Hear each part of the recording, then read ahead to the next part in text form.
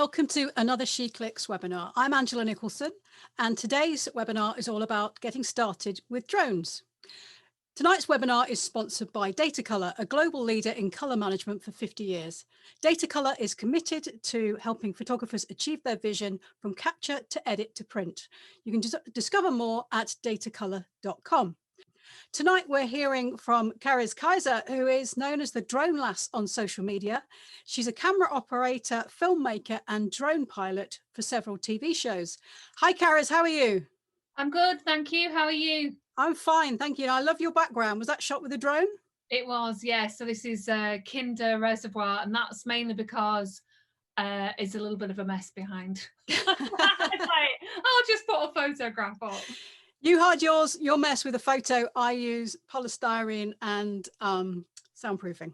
Yeah, but yours looks like a proper studio, so that's nice. It's all smoke and mirrors. Anyway, thank you for joining us tonight. It's really great. As you know, I'm a drone pilot myself, and I bring the subject up whenever I can in She Clicks. And I know we've got a lot of people who are interested in drones. There are a few drone pilots, and there are a few people who are interested in maybe starting out in drones. But as you know, there's a lot of issues that people worry about. So it's great that you can talk to us today. Yeah. Oh, well, I just thought what we'd do is we'd do like a sort of like an introduction, who I am, what I do with them, and then I'll go through like some of the drones that are available. Then it's like, where do I fly? How do I get going? So what I thought I'd do is, first of all, I'll just do screen share. So thank you very much and welcome everybody. So yeah, I'm known as the Drone Lass. Now, first of all, I'll just tell you how my little bit of journey about how I got into drones. And then it's not kind of like, it's not very exciting in that respect, in the fact that I was already doing like camera work and bits of stills photography and professional camera work. And personal circumstances led me to a fairly junior job at the BBC. I sort of took a step back because I needed to. And I ended up in the camera department, and there were just drones, pardon the pun, were just taking off. So that's about 8 years ago. And you can't, some of these puns you can't get away from. So what happened was, and you ladies may understand this, and there may be some gents watching as well, but what actually happened was there was using these drones on productions, and I was watching things on the internet and thinking this is amazing, and I was interested in it. And then this guy came in and he said he was doing his license, which it's not really a license, but it's a license in all terms that you can fly. So and I said, oh, can you tell me all about it? And he was like, well, it's a bit difficult, you won't be able to do it. So that was like a red rag to a bull, and I was like, I'm definitely gonna have a go at this now. But when I looked into it, it was quite expensive. Now costs have dropped considerably, for the drones and also for the training. So that was about 5 years ago, maybe a little bit more than 5 years ago, and I bought the Phantom 3 Professional, and I'd never flown it. I took a risk on it and I bought one. And I asked everybody how to get started, and then nobody was talking about it. So I started this blog, and I called it the Drone Lass because I'm female, I'm northern, and I fly a drone, and I thought it just describes me, and it sort of captures people's imagination. So after I'd finished the drone training, I thought that maybe I could fly a drone for BBC where I was working, and I couldn't be further from the truth, because basically, if you remember staff at any of the TV companies, they won't let you fly. You need to be freelance and independent, basically, so that they can sue you if something goes wrong. I think that's what it's about, really. But now they do have their own internal flight teams, but then they didn't. So I was a bit ahead of the curve. Then redundancy called. That was 4 years ago. And since then, basically, I've flown for BBC Sport, Independence Channel 4, for things like it's called Lakes and Dales, and then I've also flown for BBC News and BBC Breakfast, and lots of Channel 5 documentaries, Walking the Railways and stuff like that. And I'm now a trainer, so I actually train people to get legally through all of the complicated legal process to get permission for commercial operation. However, that is all set to change at the end of December, which is quite exciting for lots of people, because some things you won't need to have any permissions for. You may need a little bit of insurance, but you'll be able to get some commercial money back on your drone. And then some areas you will still need a qualification. So I'm always asked what drone is best. And as you start your drone journey, it's basically whatever you can afford to crash, because you are going to bump into something.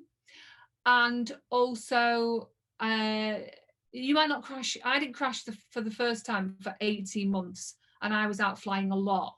And I think I just got a little bit complacent. But yeah, whatever you can afford to crash. Now, I'm going to go through Dji Drones. Now, they have 80% of the market share. There are other drone companies available, drone that are making drone products, but the Mavic Mini is a great little drone, and that would possibly be your starter drone. It's brilliant because it's classed as the under the 250 grams, which we'll go into later, but basically you don't need to register this drone. The only thing from a stills perspective is that it doesn't do RAW, so you can't do JPEG on RAW. So anybody that is, you know, into their photography, and we use RAW a lot, this isn't quite it, but it would get you started. And the alternative to that would perhaps be looking at something like eBay or another auction site. You can pick up some things, but then basically you're not going to know what's happened to that drone and whether it's been crashed or there's a fault with it. But what I did notice is that recently WEX and MPB are selling second-hand and reconditioned models. So basically somebody like me could send in a drone, get a little bit of money for it, and then you would pay a bit extra than, so that basically they're making money on them, but you'd get a little bit of warranty. So I think that's quite an interesting proposition, as if you haven't quite got the funds to buy a brand new one, you may look at getting one from MPB or WEX on the second-hand market. As I say, eBay, or if you know a drone pilot that is flying and that they're upgrading, you may get their cast-offs, because we do like to keep abreast of the latest. However, a word of warning there is it's a bit like getting the latest phone and latest camera all the time. It costs you money, and you're always never utilising to the full potential the drone that you're going to sell. That's the way I look at it. So then they've got the next one up, which is the Dji Mavic 2 Pro. They do one called Zoom as well. To let you know that this one is the one that is my go-to currently for TV. It's that good. It's small, it's compact, it's easy to take around hiking, and also the stills and video from it are excellent. And you have got that potential to get some more pro type shots out of it. I don't know how to pronounce this camera brand. Angela, if you want to jump in and just tell me, is it pronounced Hasselblad? Yes, that's right. I always like trip over it, so the first time I don't. So this is the one where they did a collaboration with this company, and I have to say the color space on the camera, it's just amazing. And I'm hoping that the newer drones that come out in the future have this type of camera on, because it's second to none for TV and also for stills. I'm blown away by it. So the next one is this Phantom 4 Pro V2, which they stopped making and then they've started making again. What's interesting about this drone is that if you're into flying the drone, you'll find that this one flies, in my opinion, and several other drone pilots will tell you that this one flies nicer. It flies better, it feels more stable. However, getting it off the ground, you have to be fast, because it's tall, basically, it's upright, and it's got these long legs, and so if there's wind, you have to get it airborne quickly. But once you've got it airborne, it's great. And the camera's not as good as a Mavic Pro 2, I don't think. It matches up, and it's great, and I have one of these as my backup drone. So yeah, it's a great drone, but you're looking at about £1,700 for one of these. And also, while we're talking about the different types of drones, then if you've got the money and you really have flown one of these, they're great, they're brilliant, but you're looking about £4,000 just for the frame. And when we talk about the airframe, we're talking about just this bit. Then you've got to add in cameras and then also interchangeable lenses. And maybe you want to be dual pilot. So that's going up to your pro end, and you're looking about spending about £6,000 to £7,000 to get everything that you need. So and I would say that I can still get out good quality from the other one. From the Mavic 2 Pro. So the other one people ask me about is the Parrot Anafi. Now, Parrot Anafi is slightly cheaper than the Mavic 2 Pro and Mavic 2 Zoom. And it just looks a little bit funny looking if you look at that picture below, but the camera is absolutely brilliant. So you get, in some ways, you get more for your money if you go down this Parrot route. And what I would say is that you always need a minimum of 3 batteries. So it's not like being out with your camera that you basically, you can get away with perhaps 2 batteries. You're always going to need 3, because once you've got to your location, you need to get out there, and there's no point making all of the effort. First of all, you're waiting for the weather window, especially this time of year, and then you get there and you've only got 1 battery. You're only perhaps going to fly between 20 minutes and half an hour maximum, depending on the battery. So yeah, Parrot and Affy, they're really good, and some people have come on the flight tests with these, and I have to say I'm really impressed with them. And if you look on YouTube and look for some reviews, you will find that a lot of the camera people make a big issue about the quality of camera. So maybe that's an alternative to look at. I think that they are great. So just going to go a little bit through the training, but this may actually, as a beginner, may be completely nothing that you want to get involved in at this time, but I'm just going to talk about it. So there are rumoured only like 3 or 4 female flight instructors, and actually pro drone pilots, Angela and myself, are one of 3%. So we could say we stand out, but that actually can be in our favour.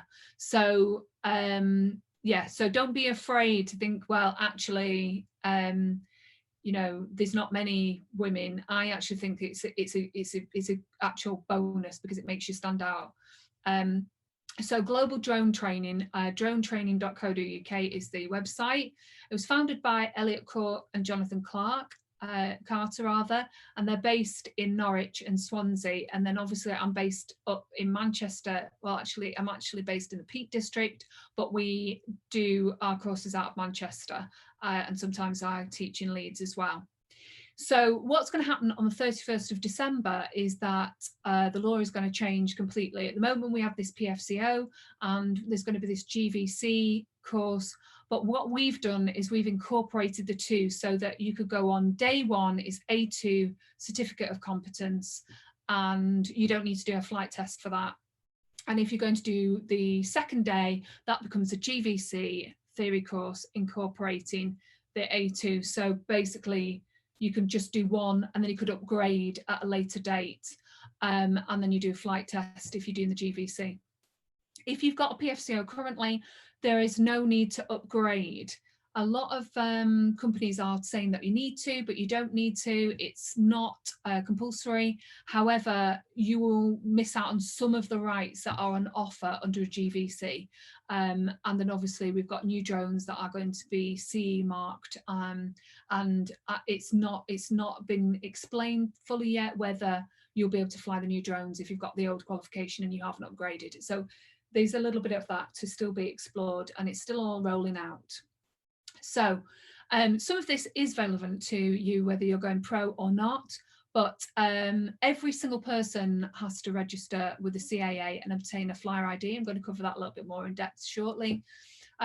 Basically, you come on the theory course, and then we help you run the draft operations manual process, and we help you with training if you want to flight training, but basically if you've got somewhere to practice and you're willing to practice a lot, then you know you may not need training. It's sometimes just a confidence thing. Then there's insurance, and you can get hobbyist insurance, and it is wise to get insurance because, as I say, most people do bump their drone at some point.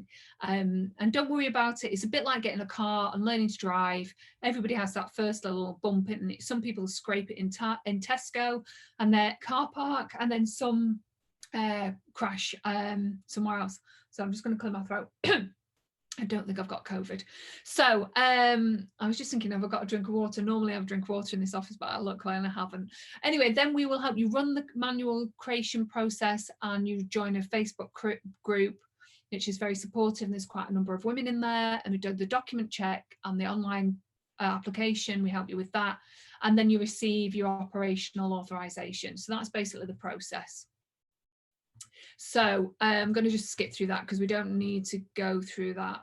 One of these slides are sort of legacy. So basically, when you do the GVC course on the A2C of C on the first day, basically you have 4 on the quizzes, stroke tests, and basically it's multiple choice, and it's a pass mark of 75%. And basically, if you do the 2 days, you do 8 modules.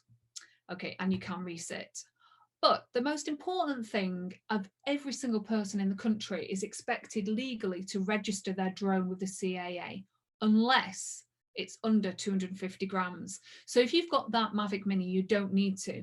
But what I would suggest is that you do visit the CAA website and use their course materials, because that's going to get you into the mindset of how you're going to be flying that drone. So it goes into things about, are you near airports? Is it windy? Is it rainy? And some of it's common sense. And so it's not complicated. And take the test. It's free. You can take it as many times as you like. And it just gets you thinking that process about, you know, have I got everything charged? As my batteries charged? Am I warm? Basically, this time of year, we have a problem as drone pilots, is basically batteries getting cold. And you getting cold, because actually concentration drops a lot. When you're doing photography and video, it's not the same, because what you're actually doing is taking something and flying it, and basically joining aviation, and what goes up must come down, and hopefully it's going to go up steady and it's going to come down steady. So yeah, if you've got a drone that's above the 250 grams, you need to register, and that's £9, and you register as an operator, and then you do the little test. But if you've got a drone that's under 250 grams, then what you basically do is just do the course materials and do the test, so that you know. Now that's not a legal requirement, but I just think it's advisory, because that's probably the best thing. Okay, so you basically, as photographers, you are, and as human beings, we are naturally doing risk assessments all the time about, is it safe to do this? Am I going to stand in the middle of the main road and try and take a photograph? I'm not going to lie on the train tracks, and all of those kind of things. You know, is it legal? Is it safe? We do all of that. But as drones, you really need to think about, are you close to airports? So there are legal requirements about being near airports. And basically, if you buy a drone, most of the ones that we've talked about, they have this software on, so you'll not even be able to take off. But it's advisable that you start thinking about, am I close to an airport? So it's something like, there's a website, and it's called dronesafe.uk, and you can look on there, and you can go to your location and find out if your place is there, you know, if that airport is close to you. Then always trees, because it's very easy to think that you're in an open space and set off your drone, and actually you'd be under the canopy of a tree, but also it's flying near trees, over trees, and under trees. Then there's generally the general public that's not flying a drone are fascinated, and I always get people, you know, what are you doing? And that takes off your concentration on flying. And then also you've got rights of way in open spaces where people may turn up. And then obviously animals. So dogs are always interested in drones. Cows, pigs and sheep And what I would say is once you're airborne to about 40 or 50 meters, they're not bothered. But horses are a different story because they're more of a flight animal. They get worried. And obviously, where there are horses, often there are people, and it could be riders, etc. So be really mindful of all of these things when you find a location to fly. So where to fly? First of all, you need to have landowners' permission. There are places where we think we'd be able to fly, but we're not allowed to. So National Trust, Historic England and English Heritage are big swathes of the country, basically, where you can't fly. But then you'll find some interesting places to fly where you wouldn't expect to be able to. So if you live near a countryside area, what I would suggest you do is knock on a farmer's door and say, is it possible to fly? And you'll give them lots of stills pictures or little bits of video if that's your thing. And you'll find that lots of doors will open that way. Also, my friend, she worked in Rotherham at one of the big parks there, and now she's in Sheffield. And she said, oh, we let people fly their drones in the park as long as there's no event on and as long as they've asked. They just ask, they come and knock on the office door, they just ask, and we say yes, it's no problem. So you'll find that that's actually quite a surprise if you ask. Sometimes you get. And I just want to show you this Drone Prep is this fantastic startup company that is working with Ordnance Survey and lots of landowners across the UK to give us drone pilots access to places where we couldn't normally fly. It's free to sign up. And you can actually earn money whilst you are flying. You don't need to be a professional pilot. You don't need to have a qualification. You may actually just have some land or friends that have got land. And basically, once you unlock, they give you £25. And it might be a small corner of a field. It could be a stately home. It could be all sorts of places. It's a very, very exciting proposition for us all. And they've just basically launched their beta website, and they are really keen to get as many women on board as possible. It's run by a guy called Gareth and a lady called Claire, and Claire is obviously really, really keen to get as many female pilots registered and actually using the service. So it's free, you don't need to pay anything, and I can highly recommend it. And basically, I'm now using it as part of my planning tool. I can nip in there and find out what the local council is, who do I need to contact, is there a film permit required? So that would have been really helpful. At the beginning of the year, I flew the drone in the centre of Liverpool on the waterfront, and basically we had a cordon of the 30 meters that we need that was separated so we could fly near the Liver building and all of the waterfront, and that would have helped me because in this document, in this website, they've got the name and the telephone of the person that you need to speak to, whereas I spent half a day looking for all of that. So it's great because there is this sort of fear about once you've done some sort of digging around, you do start to panic about where you can fly. Obviously, flying in the centre of towns and cities is a no-go, so it's difficult. So let's just see. Right, so we've got our drone.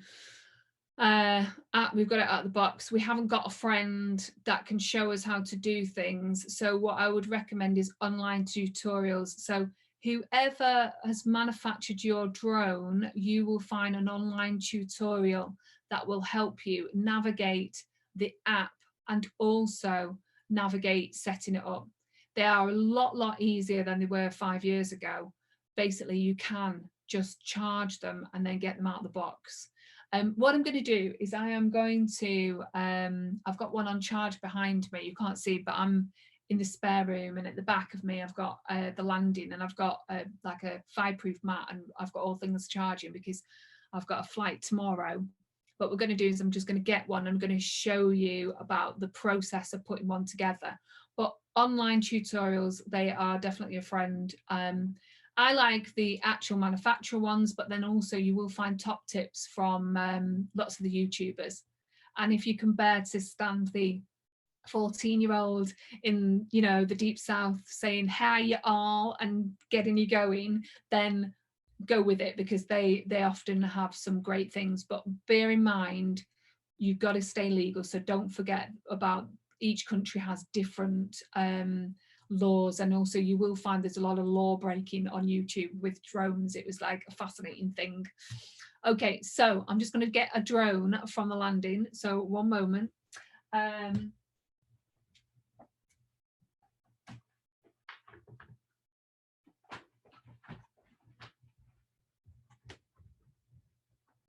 Sorry about that. I was planning on being extremely organized. So anyway, here I have the the Mavic 2 Pro. And what I'm going to do is I'm just going to, first of all, stop screen sharing so that it's bigger. Right, okay, that's a little bit better. So you'll be able to see a bit better, I think.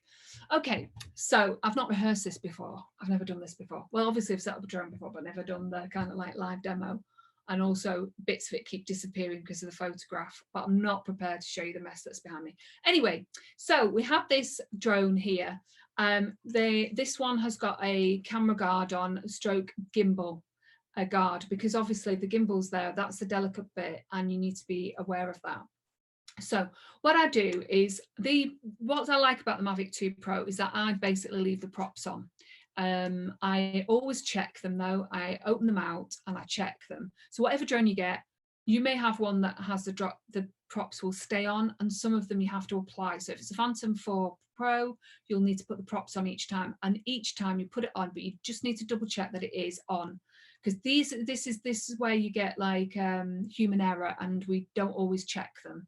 So right, so we've got this prop here.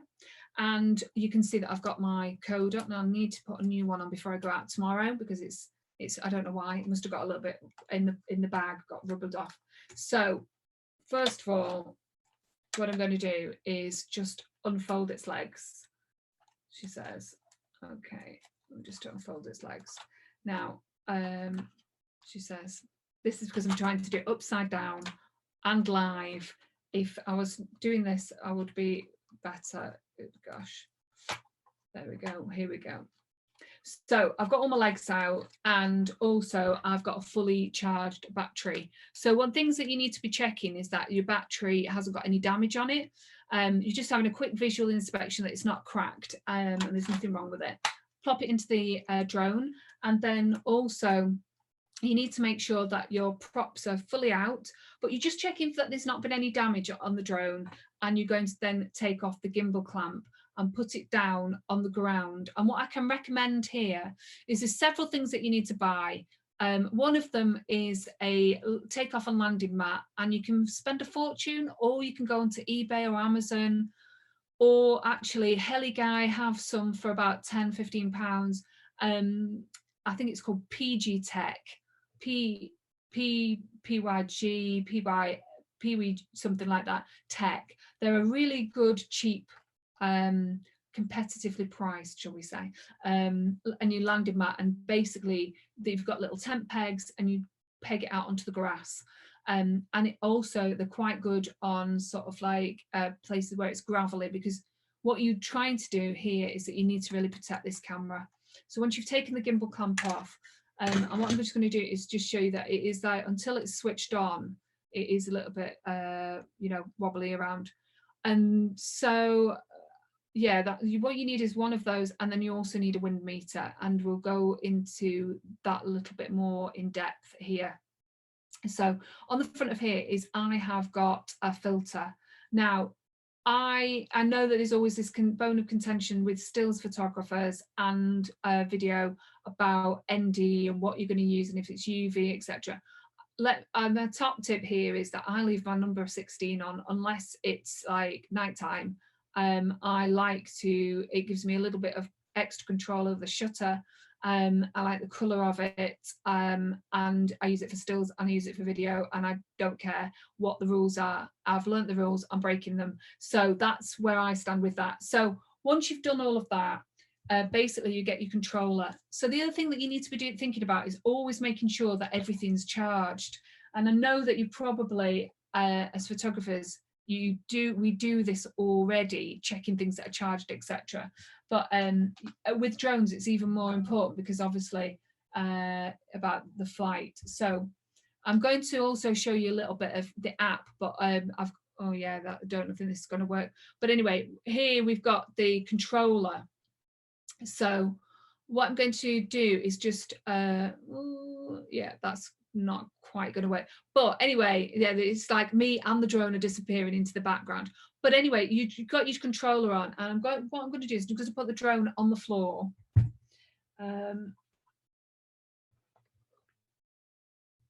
And then I'm just going to tell you, we're not going to start one up, obviously, but what we're going to do is I'm going to show you is how you basically start the drone, is that you just pull in the sticks into a diagonal area like that. So diagonally, and then that will start the motors. And then basically to throttle, you push up and then the drone will take off. And then to land the drone, it's the same. What I advise is that you don't use automated takeoff and landing. So now I'm thinking this is just a little bit difficult. So it's a good job that I've got the next few slides set up so that we can go through the app. But basically, don't worry about taking off and landing. They are very much very, very easy to fly. I can't tell you enough about how easy they are to fly now. If you think, well, I didn't have video games, I'm not a video gamer, and I've never had remote control cars, I didn't. And I am not the greatest at hand-eye coordination. I'm not very good at getting words out of my mouth either. So what I would suggest is that you can practice. There's a simulator in each drone. Each drone manufacturer has one. Basically, you make sure your props aren't on and you switch it on. So basically, late at night and when it's raining, you can practice taking off and landing. And then you can go outside after watching YouTube videos, and then you can do things like that. The funny story is that I flew a drone. My first drone, I spent about 3 days trying to get it to take off, watched all the videos. It had a fault with it. I'm very technical. I did a lot of troubleshooting, and then I realised that I needed a new drone. So I got it swapped out, no problem, got it, took it off. Then I couldn't work out how to land it. So yeah, what I did is in the end it was hovering in front of me, and as the battery ran out, it then landed in front of me, and I was really lucky. So watch all the videos, and that will help you. I was hoping to get into it a little bit more, but I understand now that actually the idea was flawed because I didn't realize that the controller would disappear into the background. But anyway, I've invested in a smart controller, but most of them run off your phone. So obviously power bars, power banks are a godsend. And then if you've got the Mavic 2, it actually will, the controller will charge your phone, but obviously then everything's starting to run down, and in the cold everything goes really quickly. So let's go back to screen sharing. Setting return to home. So in all of these drones that we've talked about have a return to home function, which is absolutely vital for your safety and your mental well-being.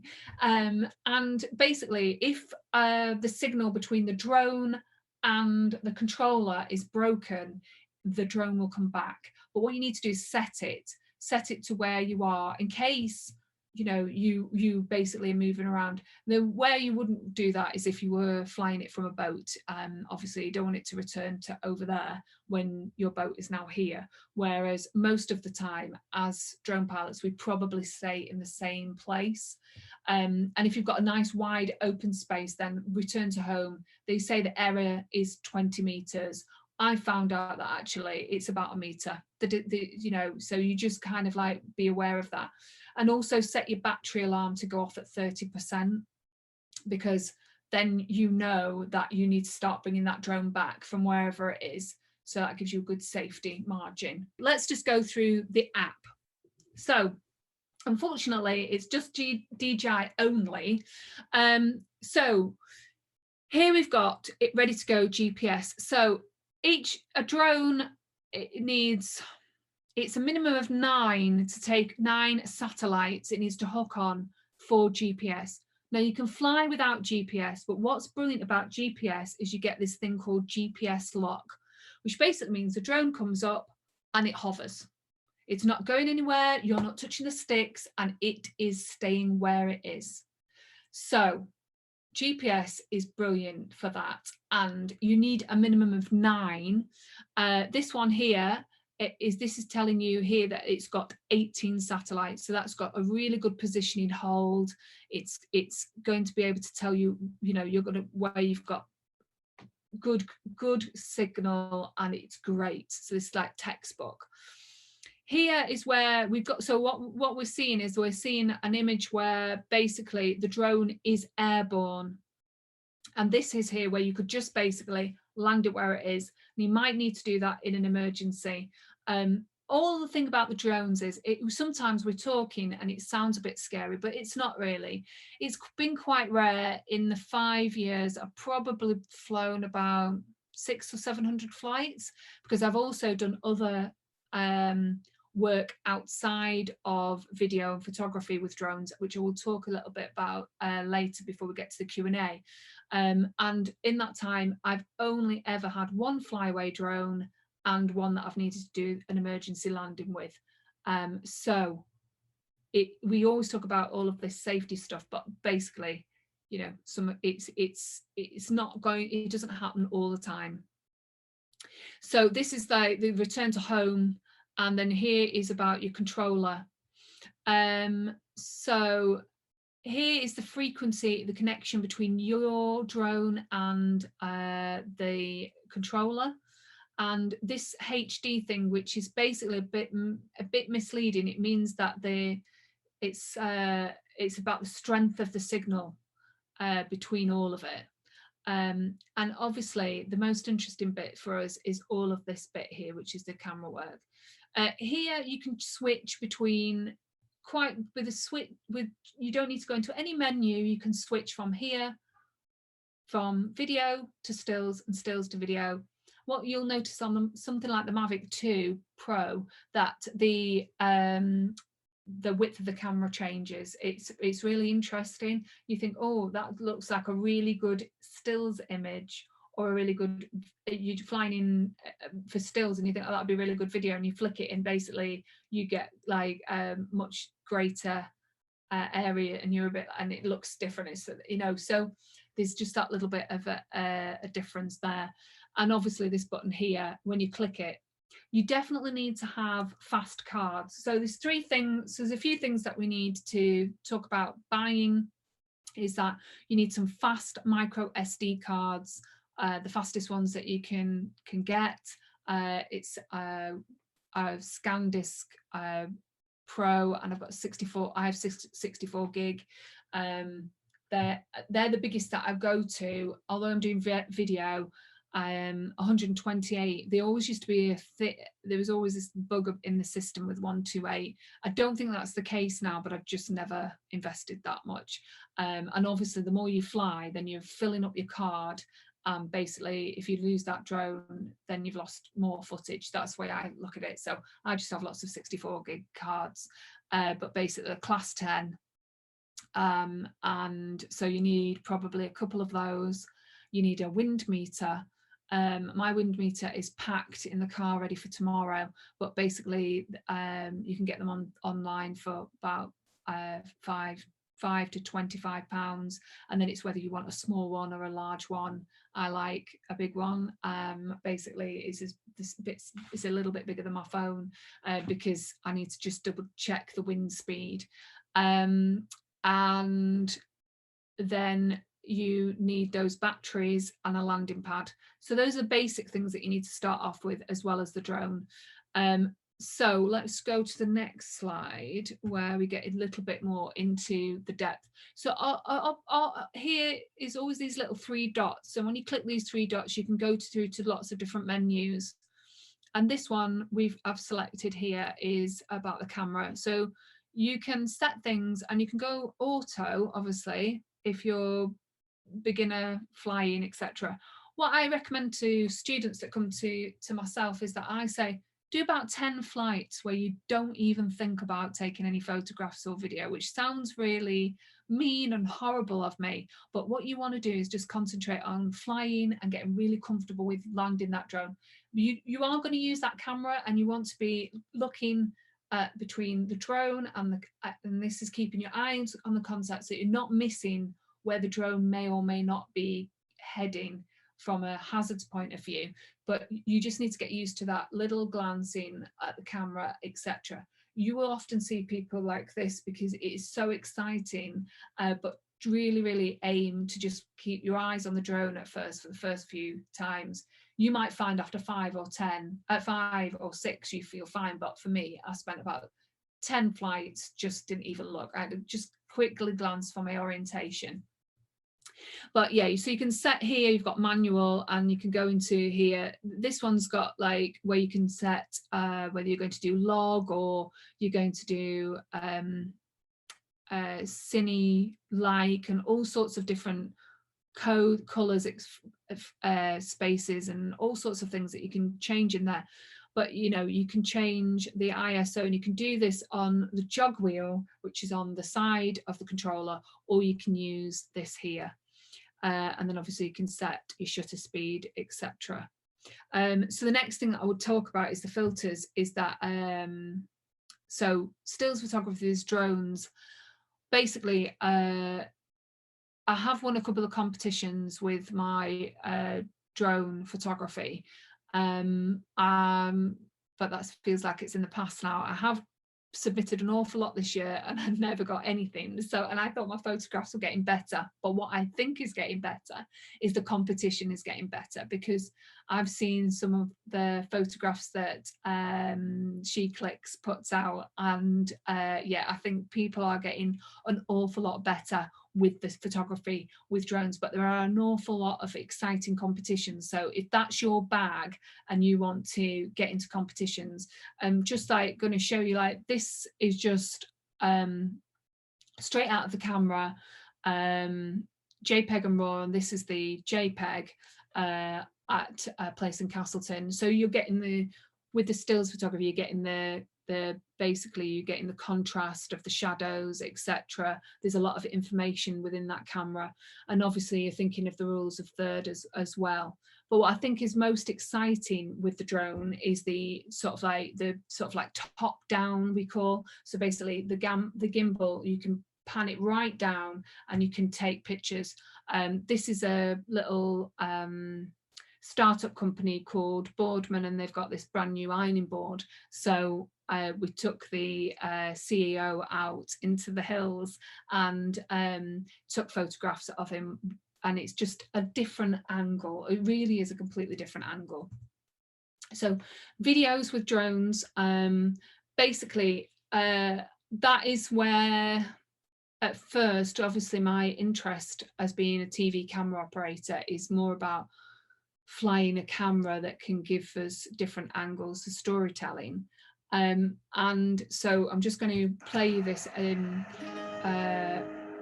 here. It's just about this particular building is a ski slope, and they wanted to show so what I'm doing is just like you do in stills, I'm giving different shot sizes to tell the story. But they are really a fantastic tool. And what I suppose I feel like I've just briefly touched on every single topic. And then you can get, as you get going, you can, you know, this is just with practice. You're using a jog wheel to scroll through shots, so that, you know, we twisted the drone and then I flew. And you just find that the more you practice, the better you get. But from the stills perspective, definitely always do I shoot with sort of like raw. And then finally, this is some footage that basically it's a little bit grainy because I fly the drone occasionally for BBC Breakfast, and these are live OBs. So I've got usually a director telling me in my ear what to fly over. and I ignore them because often they want me to do illegal things or dangerous maneuvers. So they often, and they say, I'm sorry, I just couldn't do that. So what happened was this footage then went into a sat truck that went from the satellite at Holyhead all the way back to London and then to Salford. And they beam it back. So obviously there's a little tiny bit of a delay. And for this, I have to really commit to anything that I'm flying when I'm flying live. It's slow, it's steady, and there's not anything, because what I really don't want to do is for that drone to fall out of the sky while I'm live on TV. That would be a nightmare. They probably would love it back in the gallery. So this went, and they just recorded it for me, and then I took it and then added some sound effects. A friend of mine said, well, there's a lot of seagulls in this, and the seagulls aren't that noisy, and was like, they were at Holyhead, but just the sky was absolutely beautiful that day. And then that's quite an old drone that's giving you that footage. So, and then off we set to chase this down the road. It was all about Brexit. We seem to have forgotten about Brexit now. So basically, that's it. It's sort of like, feel like I'm just doing a little snapshot, but just thought we'd go through some of the basics, some a little bit more in depth, and I'm sure there's absolutely loads of questions. So I'm going to stop sharing the screen now. While you were talking, I went and dug out my wind. Way, brilliant! That's excellent. I always struggle to say the name. Is it anemometer? Anemometer. Yes. So it's a wind. Sailors with them amongst us. If you sail, you might have one of these. Yeah. Well, but they're not expensive, are they? I think no. They're sort of on Amazon for, I don't know, 12 quid up to about 50. But yeah, because what I think I realised I forgot to talk about is that all of the drones have a maximum wind speed that they'll take off in, and the manufacturers will tell you that, and then you need the wind meter just to double check when you're at whatever location you go at. And I think it's really handy because it gets you thought process. Okay. However, when the wind speed is down here and it might say it's 5 miles an hour, it's going to be at least 10 and maybe not more when you're up there. And then it's learning about how far can you push it in a safe environment. So tomorrow I'm at a farm, it's completely open land, and I might push it if it's a little bit windy, but I'll see what the conditions are like. If basically, this farm is a sort of, I think it's a 350 acre farm, there's not going to be anybody else around. So I might push it, but then I might compromise on the video.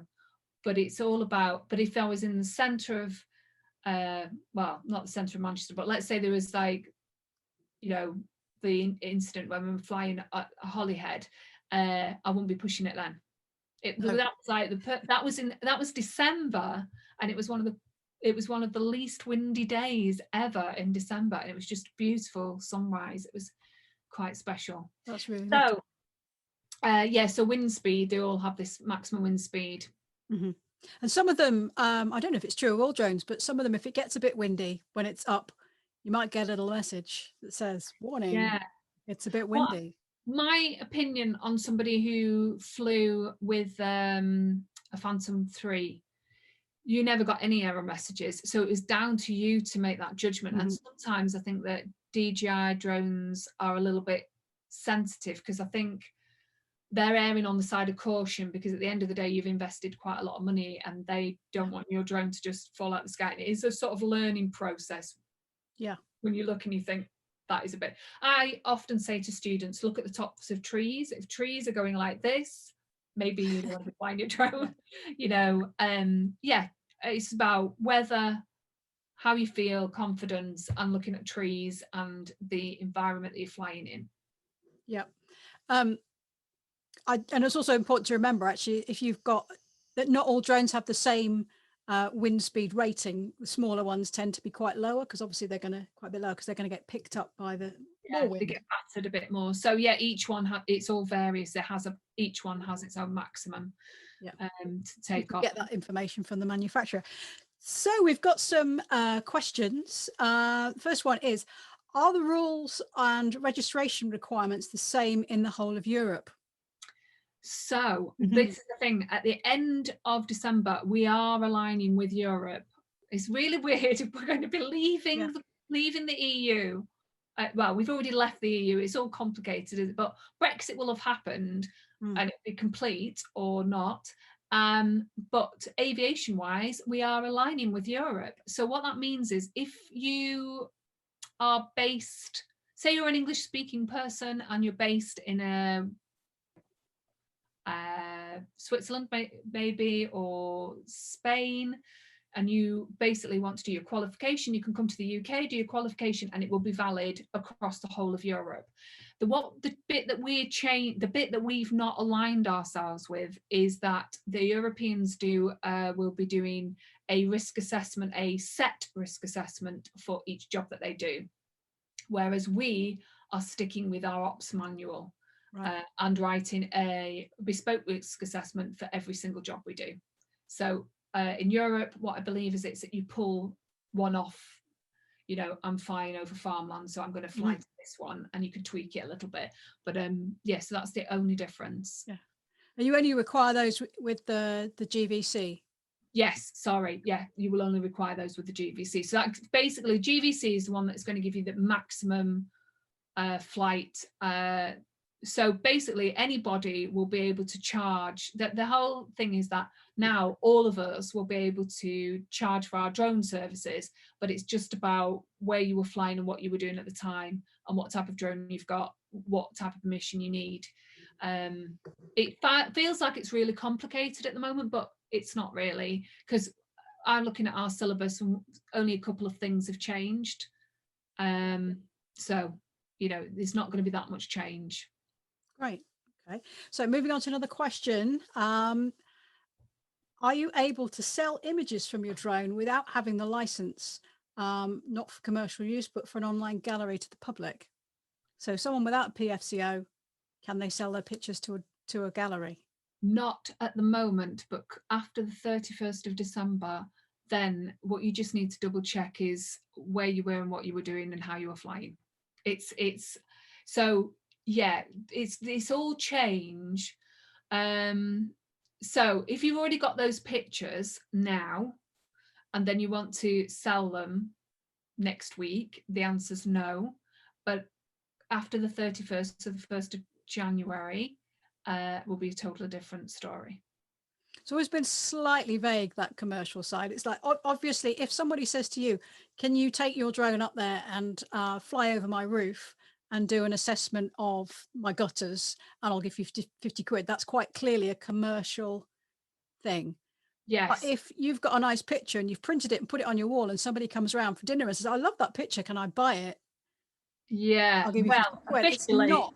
Officially, I mean, actually, when we go back to 5 years ago, you weren't even allowed to put, the CAA said you weren't even allowed to put images on your social media without having permission, the qualification that it was at the time, which was just infuriating. And then there's this grey area where there was, at one point they were saying that, say I wasn't qualified and I put stuff on YouTube and somebody said, can I have that footage? I'll give you some money. They were saying that, yeah, you could. And then they were saying, no, you can't. So to bear on the side of caution, just wait until the 1st of January. Obviously, make sure that the photograph, you are legally allowed to take it. And what I mean by that is it's not the centre of London and it's not the Shard, you know, because you have to have particularly special permissions to fly in London. You need an enhanced operating safety case, which is an OSC. And yeah, you just want to make sure that what you've taken is legal, and that just feels like at the moment it's just something that you've got to learn. I think it's interesting because drone footage or flying a drone, it's one of the few situations where you actually gather your own evidence against yourself. If you go and overfly, say, a music festival and there's thousands of people there and you put that on YouTube, you may as well just send it to the police, because you know, you're not allowed to do that kind of thing. Yeah, I mean, what I find really interesting about the female forums, you know, where all the female pilots hang out, and I will give you some names of those. Don't let me forget them. You know, there's a lot of like kind of like, oh, you shouldn't be there, you shouldn't be doing this, you shouldn't be doing that, you shouldn't be doing the other. Whereas what you don't realize is who has done that and what permissions they've got. So I fly for a couple of other different companies as a pilot or as a camera op. So they'll have dual controls and there'll be somebody flying the drone and I'm just operating the camera.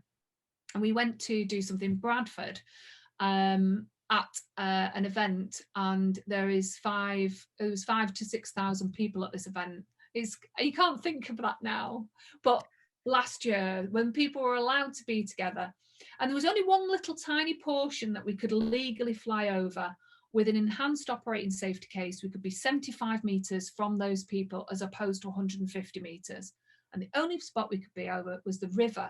So what we did is we flew the Inspire 2 and then we landed it and we changed the lenses, and when we put the lens on, the zoom lens on, you could see these people and they were like this big, and we were like, but we haven't moved the drone.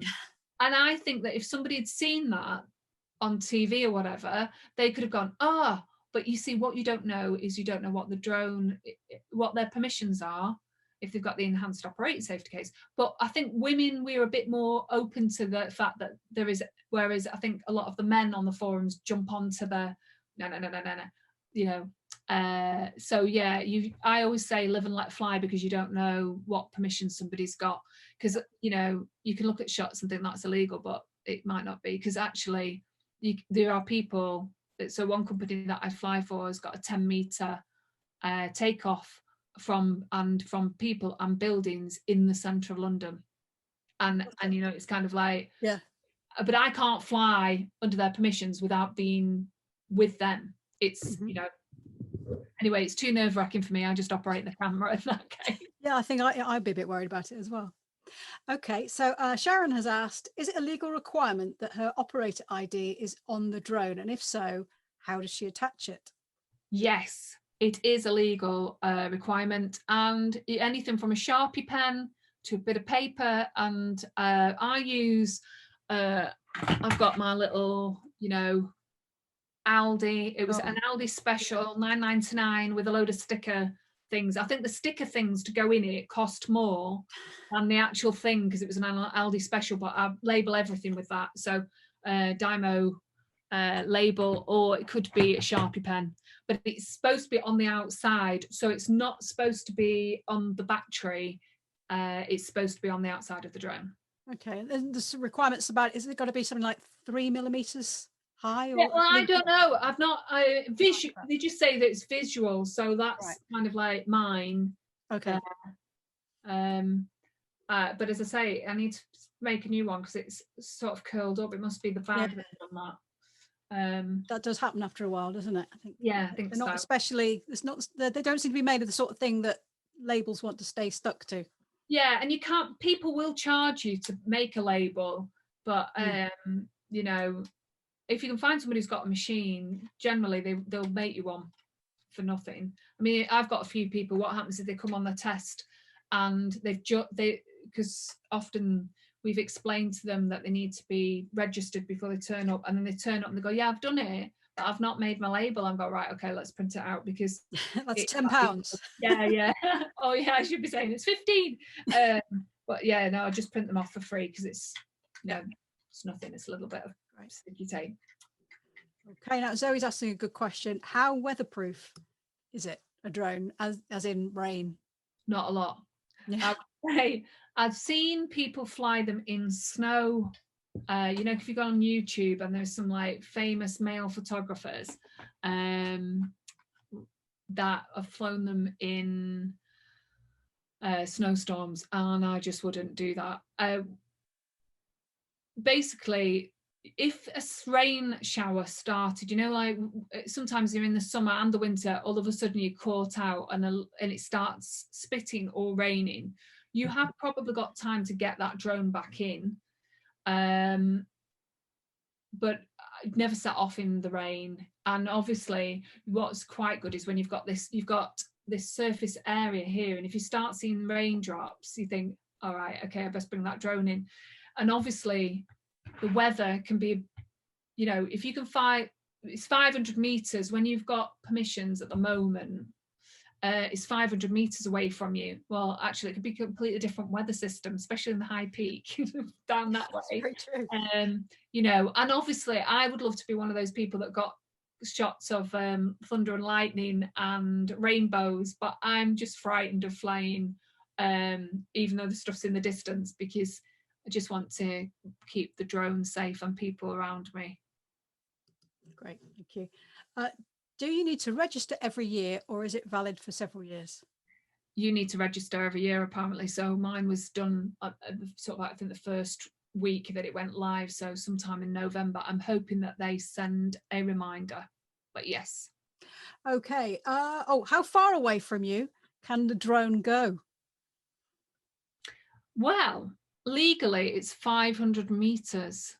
But they will go further. And how I describe this, because what you'll do is you'll see the specs will say, oh, it'll do 2 kilometers, 3 kilometers, and you're like, whoa, you go. But what I liken that to is like the 0 to 60. So you in Mini, it's, you know, you get this far, and then if it's you know, 0 to 60 in a Lamborghini is completely different. What all of that tells me when I'm buying one is the strength of signal that I'm going to get between me, ground control and drone. Mm-hmm. So yeah, it's 500 meters. However, a lot of people, it depends on the drone as well. The Mavics and the Mavic Minis, you in open space, let's say this shot behind me, if you're flying there, a Mavic Mini, I'm going to lose sight of it a lot quicker than say I'm on an Inspire 2. And then also each person's their eyesight, you know, is different. And so some students will say, what we do when we're doing the test is it's part coaching as well. We will say, so have you, before we start, have you flown to the maximum? Because you're going to fly to the maximum. So I've got this massive field where I do all my examinations. And when it's 500 meters, it's over farmers' fields, and it's way, and people will say at 320 meters, they'll go, I'm really struggling to see it now. So then I go, well, that's your limit then. Mm-hmm. Just because you can fly at the 500 meters doesn't mean you have to always go, right, okay, I'll go to the maximum. And then obviously it's 400 foot above you is your maximum. So that's in the app, it will be about 120, 121 meters. And the reason why it really confused me. Why is it 400 foot and 500 meters? Like, why are we mixing it? And the mixing the thing is because it's aviation, and that's how aviation talks to each other, or is the guideline, it's the standard, which is elevation is in feet, and distance is always in meters. So it means that if it's easier for people to understand quickly, I suppose, whether you're talking about horizontal or vertical distance. Yes. Okay. And it is a legal requirement to keep your drone within eyesight. So as you said, if it disappears at 320 meters, then legally you can't fly it that far. You've got to bring it back because you have to be able to see it. You can't use binoculars. No. So it's always about visual line of sight. So they go on about VLOS, which is visual line of sight. The other thing is, as you get more and more into drones, you find that there's an awful lot of jargon and a lot of acronyms that that us photographers are used to and filmmakers are used to having, but it's a whole new set of stuff. Like they'll call them UAVs and lots of different terminology about describing the drone, but at the end of the day, you and we know it's a drone, but for legal purposes, they'll describe it in all sorts of other manners. Excellent. So Liz has asked, can you hire drones or go somewhere to try them out to see if you want to take it up? That's a great question. Well, I wish there was. And all of the 2019, I had a whole new sort of like, we were setting up so that, you know, I was going to do like a roadshow round and loads of different drones so people can come and try, and it was going to be aimed at women, and it's all been abandoned. But hopefully, fingers crossed, next year when we've got a bit more kind of like handle on what is going on, then maybe it will be a She Clicks collaboration, and That would be then we'll fantastic. do like a little roadshow around the country, and we'll turn up with drones so people can try them. So it's really worrying, because I think the biggest thing about when women come to me and say they'd like to fly a drone, men will have like, and this is such generalization, I feel awful talking in a stereotypical way because there is always exceptions to the rule, but most of it is women will come to me and say, I'm a photographer or I'm a filmmaker and I'd like to get into drones, but I don't want to waste my money and find out I can't fly that drone, or I don't want to fly it. Mm-hmm. Or it's difficult, or that, it's a difference between this lens and having a drone, or kids' shoes, or food on the table. So whereas a man might have a bit more of a disposable income and just go, do you know what, I'm just going to get it, and if I don't like it, it's fine. Yeah. Or they assume that they can do it. Well, yeah, there's always that assumption. Mm-hmm. Whereas a woman is more nervous about it. But if you really want to fly one, I can't stress how easy they are to fly. Yeah. Especially now. Yeah, you can literally get them out of the box and start flying with very little preparation. I urge people to prepare, but they are a little bit more easy. So hiring wise, there isn't. And I wish that there was. I think there's a business there, if anybody had any money, that where we could send out some like trainer drones and people could practice. But what I would do then is if it's something that you want to do, if you need to find somebody else who's got a drone that'll say, yeah, you can come and fly mine, but some people are a bit precious about them. Well, we were going to have a She Clicks meetup at Richmond Park because there's a drone flying area there, isn't there? Yes. Now, the only thing is part of that falls into the new no-fly zone. So I don't know, you can double check that.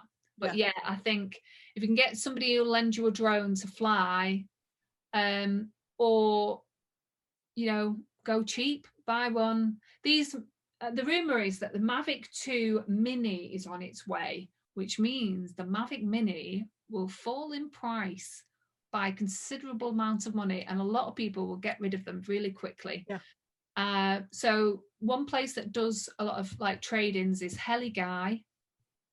And actually, I always find the fact that it's called Heli-Guy really bad, because and when I phone up, they go, oh, there's not many women that fly drones. I'm a bit like, oh, cringe. But yeah, they do have a lot of trade-ins, and they will, if somebody's got a Mavic Mini and they want to upgrade to the next one, they will do like a swap out. So you might get one that way. And as I say, MPB, WEX. What about this the Tello? I mean, I don't think that's actually has that actually got a camera on it. I can't remember. Yeah, the camera is really bad on it, but it is only £99. Yeah. And then you could over that first few flights, because I know the first few times I flew, my heart was absolutely pounding, and then it doesn't take long before you're like, right, where's the shot, and you go off. Exactly. So you that kind of like with a Tello, you see, one thing I would say is the smaller the drone, the harder it is to fly. Mm-hmm. So you could get yourself one that's got a really rubbish camera on it for £40 that you can fly indoors, and that would give you the sticks and the practice, but it'd be really hard to fly. But if you master that, then you're going to be fine flying bigger, because the bigger it gets. I mean, the really huge drones are frightening to look at, but I believe are easy to fly. And when I'm talking like that, we're talking they come in a massive van and they have to be built on site, and they carry massive TV cameras. Apparently they're really easy to fly. Just terrifying. Yeah, well, I've not had a go yet, but I am sort of itching to get going. Someone's just reminded us there's an excellent app called UAV Forecast with the wind speed up on the ground, but also at different heights. Yes, I find that a little bit. It's one of those. It can be a bit sensitive. If I always flew by that, I'd never fly. That's my answer to that one. But what I do is I use a number of apps. I go across a number of apps. BBC weather, Met Office, UAV forecast, then there's dark skies, and there's windy.com, and then there's loads of others. But often it's, you know, it's sometimes it's a little bit difficult to predict, because as well, some places have their own microclimate. You know, Peak District's one of the places where you just don't really know until you get there. And it's also important to remember that, you know, if you're behind a structure, that can create. Well, we can get like urban, I mean, we do a lot of, when we're teaching, it's all about winds and the fact that you can have buildings and you get wind, and wind goes over them, you got thermals, you know, often a lot of flights in the morning near hills, you won't have a lot of turbulence in the wind, and the wind speed is low, but then you can go back in the afternoon. And then when you've got land meets water, land is always warmer, water is cold, you're always going to get, you know, wind, always, even on a very still day. On the very, very still days you won't, but, you know, like in the summer. There's this shot behind me. If that had been a hot day, there would have been some wind, but it's dependent on how much you can fly in, etc.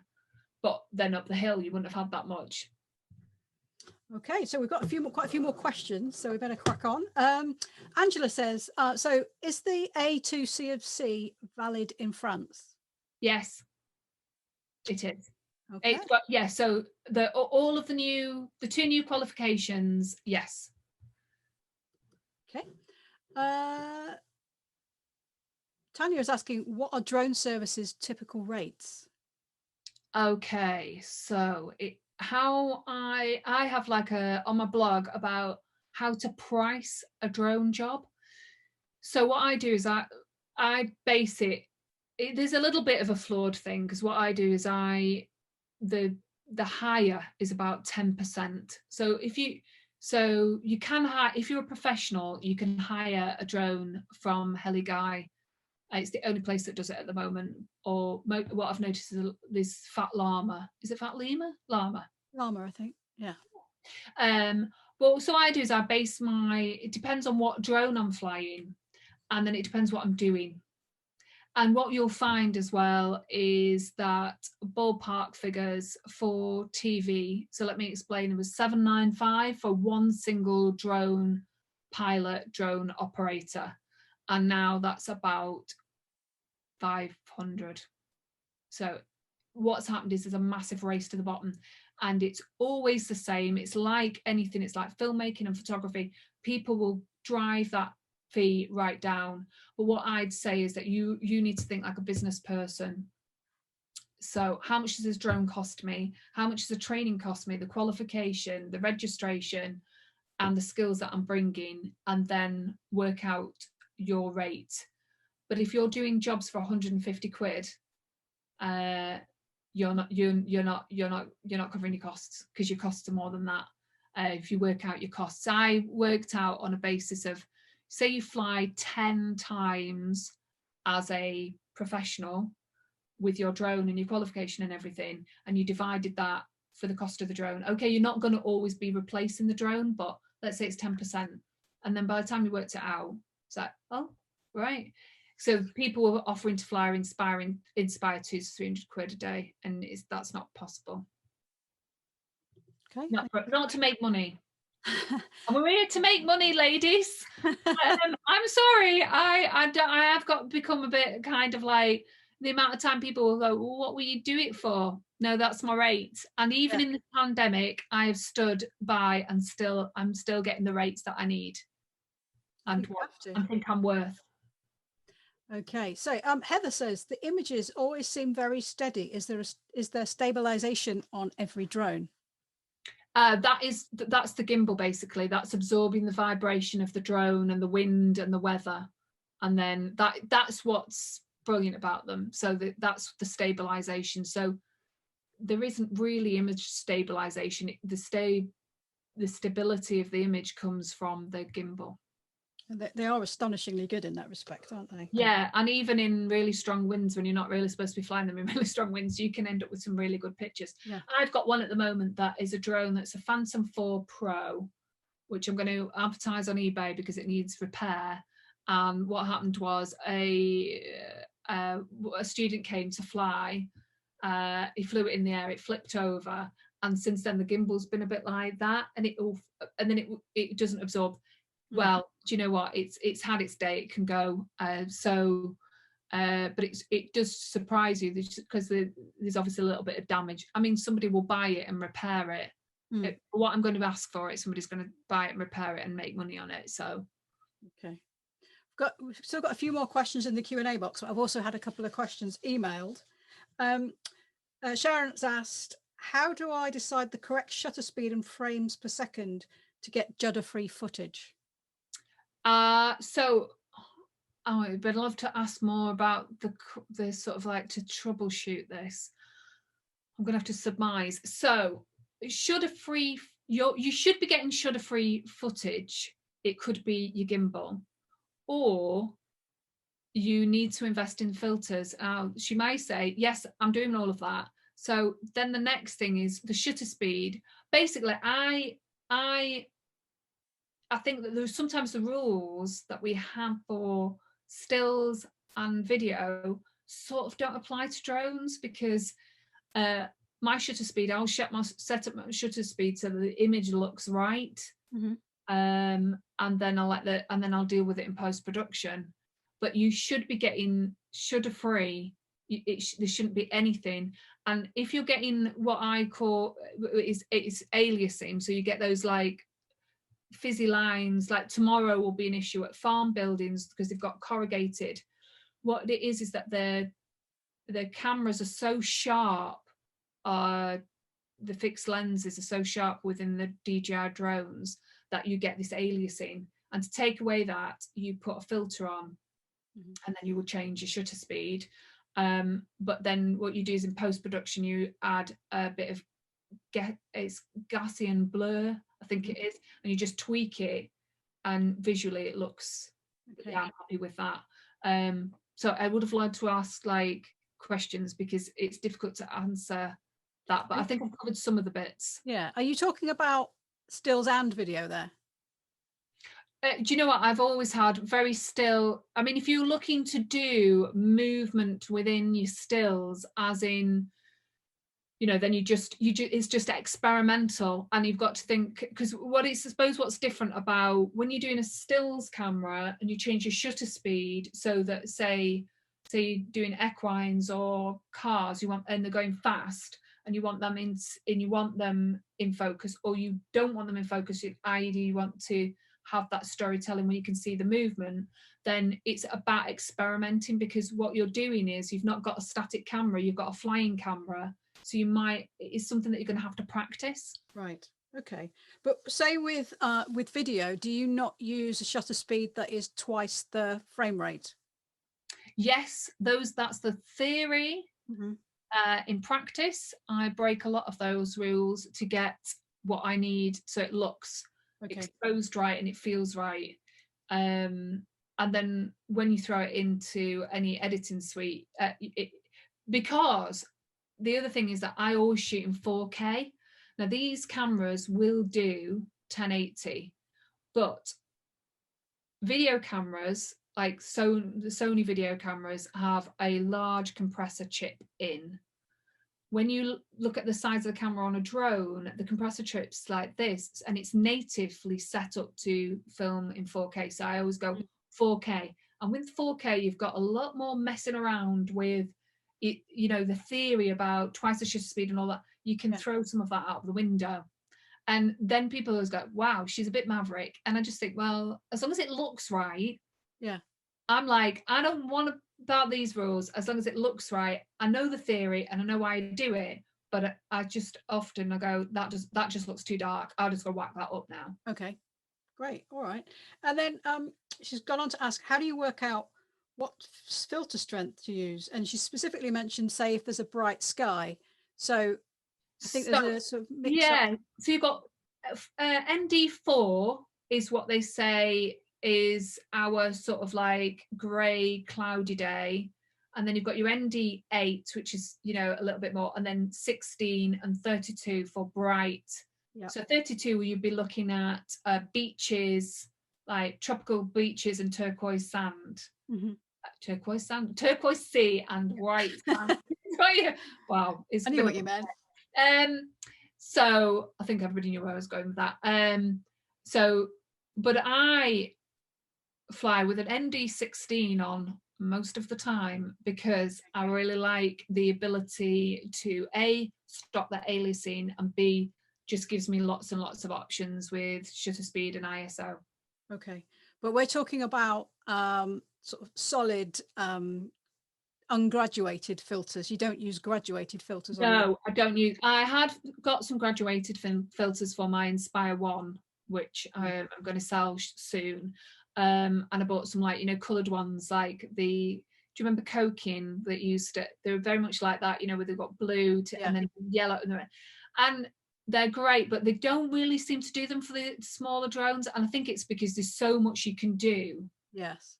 In Photoshop and Lightroom that, Photoshop, you can tweak and you can put those filters on. But yeah, graduated filters, there's not many around for the smaller drones. Okay. And then speaking about video, is there any software you would recommend for editing the footage? Not so much special effects, but color, contrast, and exposure.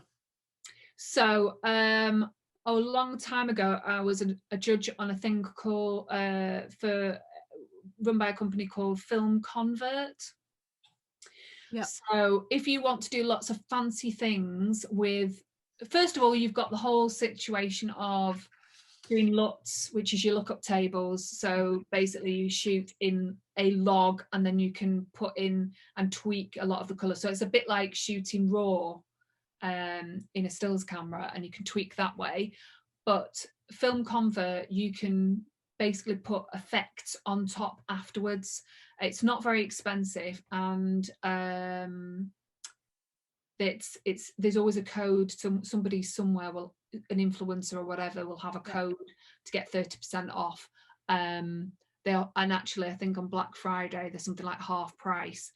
And basically, once you've bought it, it belongs to you. So you're not like doing a subscription, and it works within FCP 10 and Adobe. And you basically could just put a filter on. So you could go like, I want this to look like grainy footage. I want this to look like old film. I want this to look like, and you could just say, take all the greens out, take all the reds out. Yeah. It is a great, I can't recommend that highly enough. But does it have the more sort of like just the grading side as well? Yeah. I mean, the thing is, and if you're going to do proper color grading, so you can either use LUTs Resolve,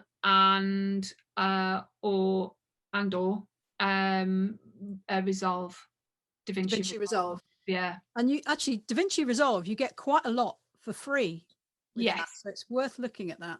I think it's great. And if you're going to do video editing, it's great, because very much the video editing they're all very much of the same.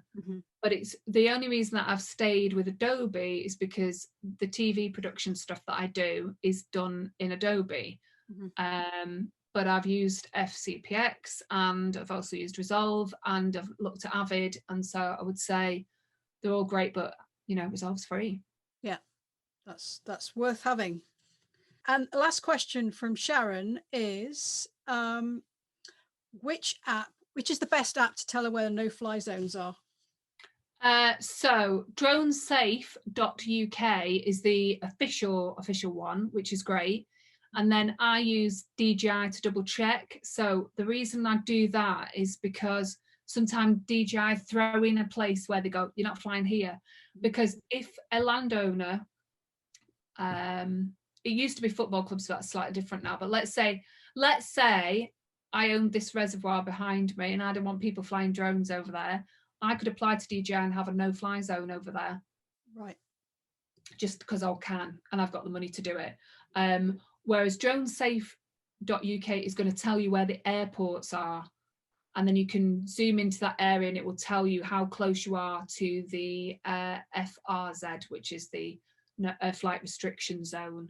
Now, if you've got a qualification, you can apply to fly there, but if you haven't got a qualification, you can't fly there.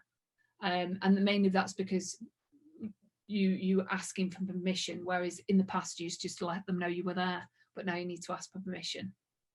Which, someone Lo was asking, how far away from an airport can you fly? She's a few miles from Stansted, and they're landing over her. They must be coming in over her, but she sees people with drones sometimes. I've got a massive headache now, but I'm sure it's 3 nautical miles, and then it's from the airport, but then it's such a distance from the end of the runway. And so basically they look like they're a circle with a line going through, and that's basically the no-fly zone. You'd be able to see it if you went to Drone Safe. Yeah. Okay, so we just got a few more questions and a couple of comments, so we'll try and rattle through them. So you mentioned a couple of there were some good groups for speaking yes, for female pilots. Would the best idea be for you to put that in She Clicks on as a comment, maybe? Yeah, could do. Or it's Women Who Drone. Okay, make a note. And Amelia Droneheart. Now, Amelia Droneheart is the original one. I need to be diplomatic here. I am a Women Who Drones ambassador. I think they're amazing in what they're doing. However, sometimes there's a little bit too much bikini shots. Nice. So that's when you get to a certain age, and perhaps I'm just jealous because I'm living in the middle of a very cold environment, so there's no way I'm going to be stripping off into a bikini and doing shots of myself to put on Instagram. But the ethos is there, and there's the support there, so that's interesting, and that's gone like that. But as I say, it's predominantly young women in bikinis. I can tag shots lots and I never get featured, whereas Amelia Droneheart was set up by a lady who's in her 40s now, and there's women of all ages in that one. So it's diplomatic wise. I wish that I hope they don't see this, but yeah, I wish that the Women Who Drone were less bikinis. That's what I would say. They're a brilliant group of women and girls, but I just wish that they stopped for a bit and then started again, and it's like, yeah, maybe I'm just a bit jealous that I would never get my corned beef body out with the blue Daz white. I look fine. Do you know what? We've all got fabulous beach bodies, but actually in the UK, I just think, I'd be blinding. I don't think there's enough white balance to sort it out. Liz has asked, is the 500 meter height, is the 500 meter a height limit too? What's a reasonable height to fly at? So no, it's 400 feet is the height. In your app, it'll be so in your app, you should go into settings and set it at 120 or 121 as your maximum, and then you'll get the message that says you have reached the maximum flight distance. Or she might actually say elevation, and then you're saying for the 500 meters. I think more entry level drones tend to limit you anyway. Yeah, and if you're in a beginner's mode, you'll be set at 35 meters above you and 35 meters away. And I'm always a bit wary about that. It's a bit like being on a motorway and being, slapped at 60. You might need to put that power in to get away from something. Yes. Okay. And the supplementary question is, what's a reasonable height to fly at? It depends on the shot you're trying to get, really. Depends on the shot you're getting to get. But what I would say is that not always is the highest shot the best shot, because you only need to give yourself a little bit before you're like, wow, that looks amazing. Because it's a new perspective. Yeah. One thing I just wanted to mention was about birds, flying near birds. There was recently on the BBC website about a gull attacked a drone somewhere in Scotland. I'd never had an issue until I went to St. Ives and I flew there, and my God, they are thugs. Gulls down there. You see them, they just like pick up a small child with the ice cream and just drag them off, and there's that saying that says, today I'm going to be as happy as a chip, as happy as a gull that's stolen a bag of chips. And it is literally, so if you find yourself with birds near you, send the drone up and down a little bit, speed and then just try and get out of the way. And it's usually because they've got young that are protecting, or you know, they're just feeling threatened. And ideally we're trying not to find air birds if we can help it, but sometimes our jobs are in places where there's birds. There was a lot of seagulls.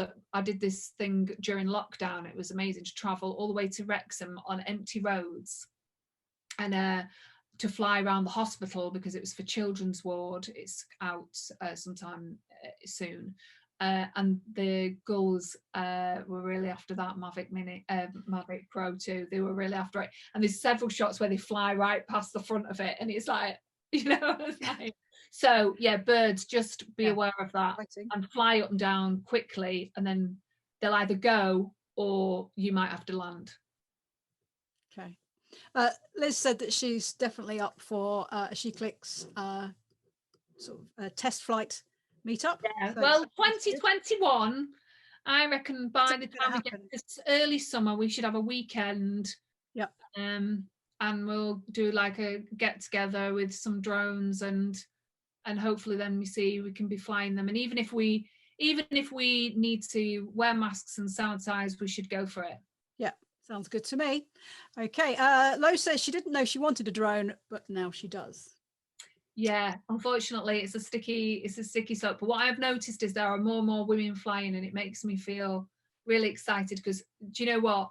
It's one of the professions where I think that it was a level playing field, and we didn't grab it with both hands as women. We should have done, because we should be there 50-50. There's no reason why we shouldn't. And what I find is mostly every company and every manufacturer, etc., and training company, etc., really do embrace the fact that we want to do it. So don't hold back. And there was one thing else that I was going to say, and then I was going to go, but do you know what? It's just gone out of my mind. It must have been one of those. Perhaps it's just getting late. It's past my bedtime. Perhaps. Oh, well, we've just got 4 more questions. Go on. So, what about simulation for test? You know, you mentioned some simulation. Yeah. So if you go into the app, when you log on, fire it up. If you in there will be an education one.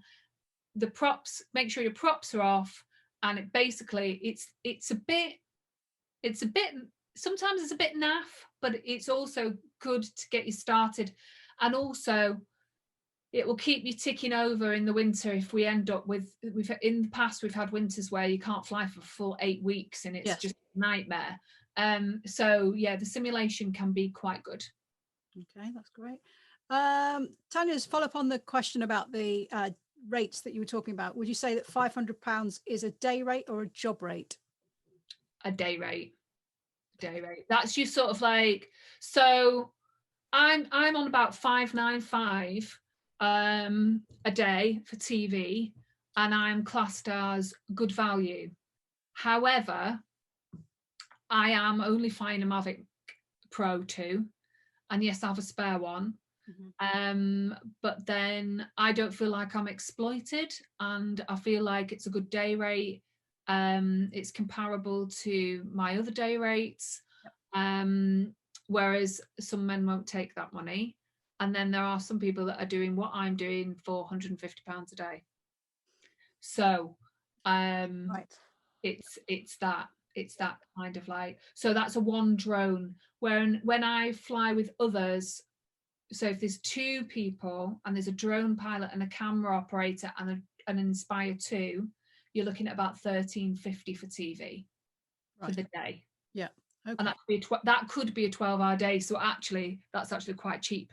Yes. Okay. Thanks for that. Julia has said, as a recreational drone flyer, as long as she's keeping to the drone code, does she need permission to fly over private land? So it's always a thing, this. So let's say, this is what some people will say. National Trust, you are not allowed to fly on their land. Absolutely not. Unless you're a TV company and they are charging you extortionate amounts of money. I'm sure George Clark's, did you see the recent one? I'm sure they didn't charge that drone operator a penny because they were getting a lot of publicity out of that. But basically, the theory goes that you don't own the airspace. 50 meters is your, so if you're legally need to be 50 meters from vessel structures, etc., that you don't have control over, and it's 50 meters of, after 50 meters you don't own that airspace, then you can fly over whatever you like. So if you were flying at the National Trust over some National Trust land and you took off from a farmer who owns his land and it doesn't belong to National Trust, that's fine. But then just because you can, do you think you should? That's always there. It's a really difficult thing, and it's a real bone of contention with a lot of drone pilots. But that's why I would say sign up to Drone Prep, because they are working on an awful lot of landowners, and National Trust is one of them. And whether they'll get it, who knows?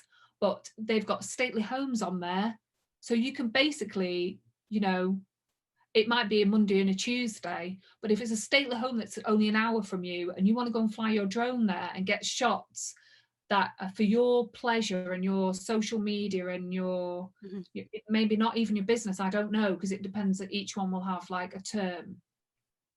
Yeah, just join them. It's free and you can find out where you can fly. Okay, thank you. Just a very quite specific question here from Shirley. She has had a drone for ages, but she's seen stuff about them being illegal. I think hopefully you've put her mind at rest there. But she mainly wants to photograph the tops of fruit trees to see if they're fruiting. I think they must be in her garden. And they're around 30 feet high. So she wants to get, and also she wants to get aerial images of her house, looking at the roof, because the cats and the birds like to go up there. So would that be okay? Right. Okay. So if you are, basically just ask, if you're near neighbours, if you're in the middle of nowhere, then you're going to be fine, obviously, if you're not near an airport. But if you've got neighbours, just say to your neighbours, this is what I'd like to do. Is that okay? And then get on and do it. I mean, it depends what your neighbours are, who your neighbours are. If it's a very residential area, I'm thinking if you've got fruit trees, you've got quite a big garden. Yes. In which case, and then if you just say to your neighbours, look, I'm going to take the drone on. And they say, would you like a few snaps of your house? They're going to say yes. Yes. I mean, sometimes I've got to fly from places and I've said to people, I'm flying for the BBC, but we've got no money because we never have any money to fly. If I give you a few photographs, can I fly from your car park? And always answer is always yes. So yeah, just double check, that you're not near airports or main roads and things like that, because you just need to have that big space around you. Okay. It's really difficult without seeing a map of the house. Go on. It's surprising who will let you take off sometimes. It is actually, yeah. There's a couple of places near me which have said yes, and I've got permission. There's a local, just a recreation ground, and they said, oh, as long as you're not near the kids. So you go, well, I wouldn't be anyway. And whilst that's, it's fairly dull, but once you're up, I can see across the Chilterns, and you've got nice woodland, and you can see in different directions, and also it's fun. So, well, sometimes you only need to take the drone up, and then you spin round slowly. Sometimes even the TV jobs that I've done, the drone is just up, and we spin round, and we just really slowly. And so first of all, you get that shot as you go up, then you get the spin round, and then you get the come down. So they've got 3 different shots that I've done without even flying over anybody's land. And you like you say, once you start flying, what you can see is amazing. And then obviously when you tilt the gimbal up and down, you get even more options. So yeah, there's lots of things. I'm just thinking, I'm doing like puppetry with my you are a drone. I'm a drone. Well, that is all of the questions now. Thank you very much for answering all of those. It's been a really interesting presentation. I think a lot of people have learned quite a lot of stuff, and a few people are probably going to be having a new thing put onto their Christmas present list, I guess. Yeah, and the thing is, if you want to connect with me, I am the Drone Lass on Instagram and Facebook, and you can get me on LinkedIn as well. I'm on Twitter. I try not to be on Twitter because it's, you know, it's the domain of the angry at the moment. But Very, very yeah, correct. Instagram, the Drone Lass, and Carys Kaiser on LinkedIn, and you know, you can add me there, and just get in touch if you need to. And obviously, I'm within the group as well. So thank you very much for everybody, because I don't know what they've missed on the TV, but thanks for spending the evening listening to me drone on. Great way to finish. Thank you very much. That was really, really good. Thank you. Thank you very much, everybody. Bye-bye. Bye.